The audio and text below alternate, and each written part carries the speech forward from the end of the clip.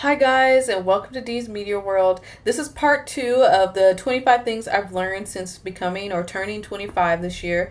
And so I'm ready to get started. This section is going to be relationships. It's definitely shorter than my last one, which was lifestyle, basically life changing decisions. So let's get started. Number 11. This one is really important to me, and not just my life, but also what I watch on television, which is that real love is not dysfunctional.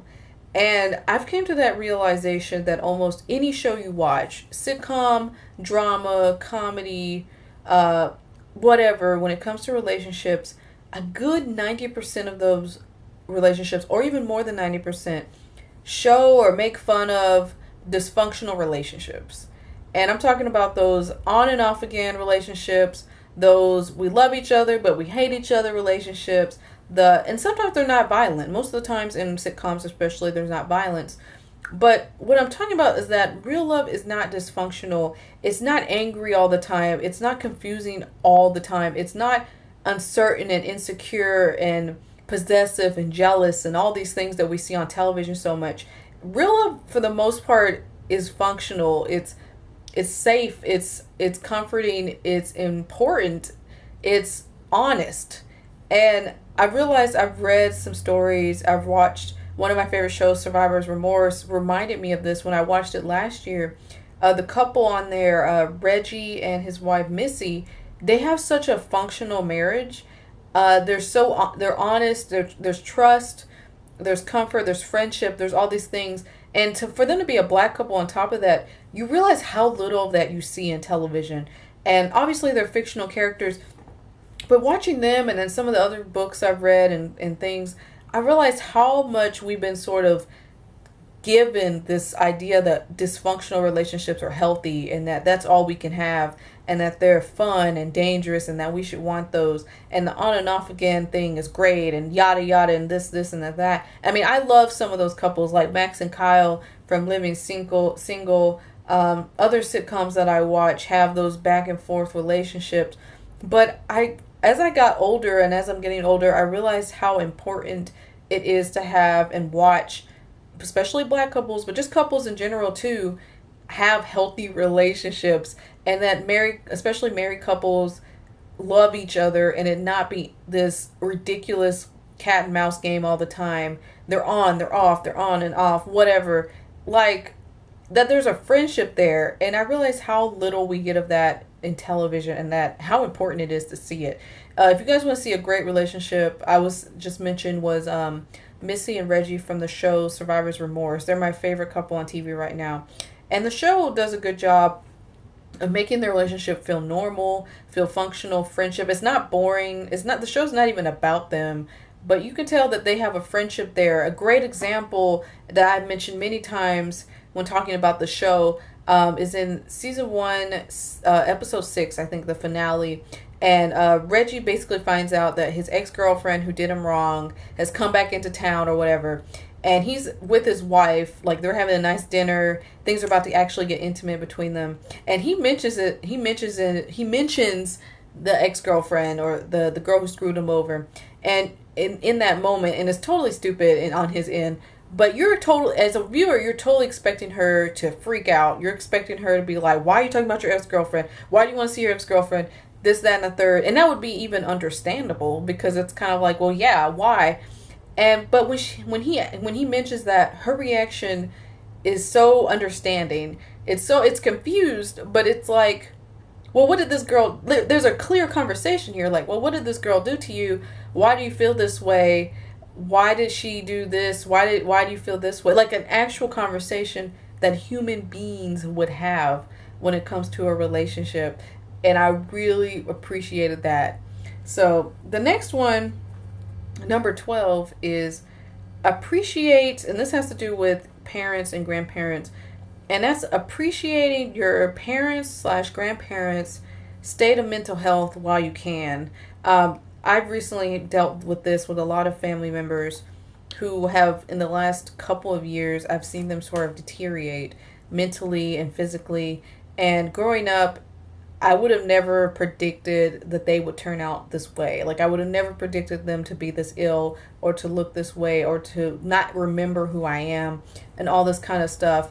And I would have never thought that. And I wish a couple years ago I had realized that sooner, so that I would have been more prepared to deal with some of the aftermaths of these diseases and these illnesses, or just watching your family get sicker or whatever the case may be. Those are things that I definitely appreciate more now, especially with my parents.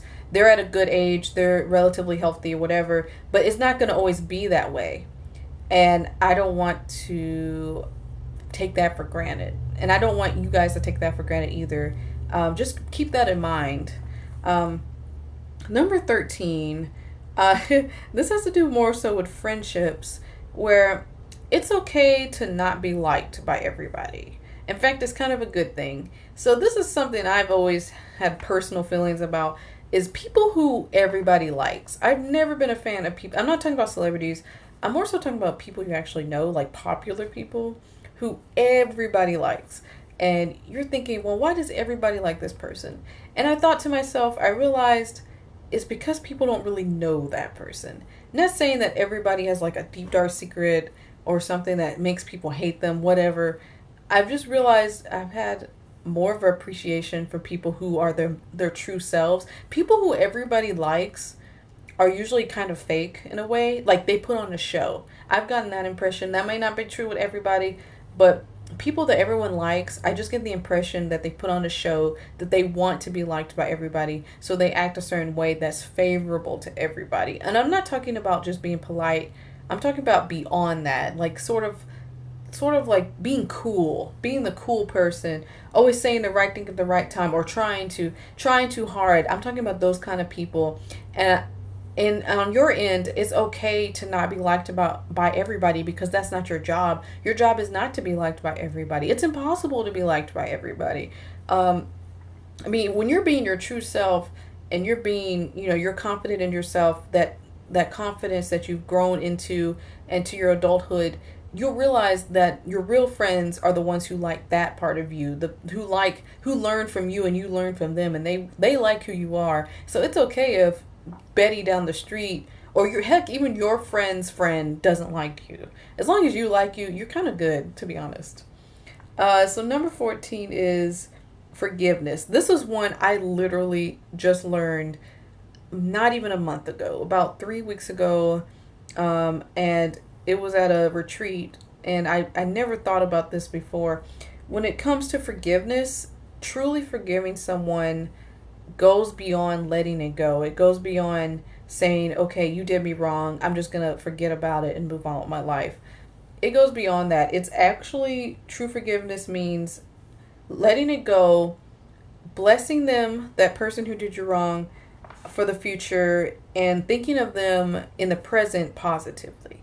So like, if someone had done you wrong, true forgiveness really means accepting that they've hurt you, forgiving them for that action that they did, blessing them, wanting them to be happy in the future, but also when you think back on them, actually think of them positively. Like, the last thought you have of them is actually something positive, and it not being how they did you wrong, how they did you dirty, whatever. It even is an extra step of acknowledging that they may hurt you again if this person stays in your life.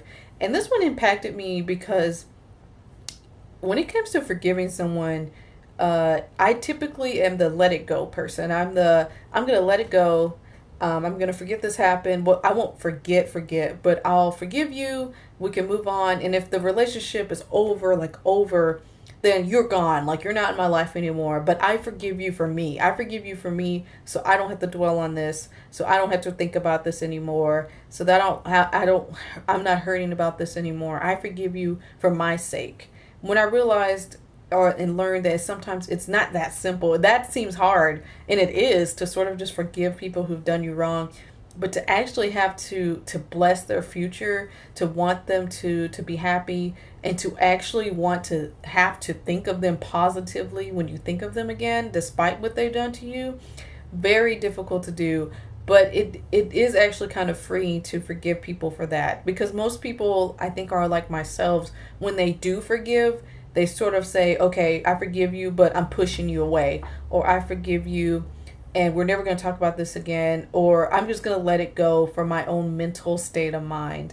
But it actually kind of goes beyond that. And when I learned that a couple weeks ago, that's kind of deep. I admit, it's kind of deep. It's really difficult to forgive. And I've learned for myself that I'm that type of person who forgives for my own sake, but not for the sake of others. So I thought that was important to share. The last one I have for the relationship section of the things I've learned since I became 25 or turning 25 is about children. And I'm going to be working with kids, and I work with kids, but it's how working with kids tests your patience, but also makes you less selfish and reflective. Obviously, working with children requires patience, but I didn't realize how much kids reminded me of myself when I was younger. How some of them, their minds are so one-tracked, how they only care about these things. And I'm thinking to myself on the reflective end, I remember when I just cared about that only and only that. Like, example, I had to watch some kids at a retreat that we were doing, and we had a swimming pool, and all they cared about was going to the beach or going to the pool, going to the beach, going to the pool. And I just remember thinking, I used to be like that. Like, I used to just care about going to the beach or the pool. I'm at this age now, I don't even care if I go in the pool. In fact, I didn't even want to, because I knew I'd have to wash my hair, and I didn't want to have to deal with that. And it made me feel kind of old and ironic, because I used to be that person who couldn't wait to go swimming, who you couldn't wait to go to the beach and get dirty and whatever. And now I just can't even, I cringe at the thought of going swimming and having to wash all that chlorine out of my hair. And it made me feel reflective on how I used to be, and how that can be a good thing. And it kind of can be a reminder of how to keep yourself young in a way. Having a relationship with younger kids, it can affect you in that way of remembering, but also sort of impacting your future. Like, oh, I'm not as active as I used to be. Oh, I used to care about that, and now I just care about this. All these kind of things. And it's kind of funny now as an adult looking back on that and realizing that how reflective you can become. In terms of what I meant when I said it makes you less selfish, it makes you kind of care more about things that they care about.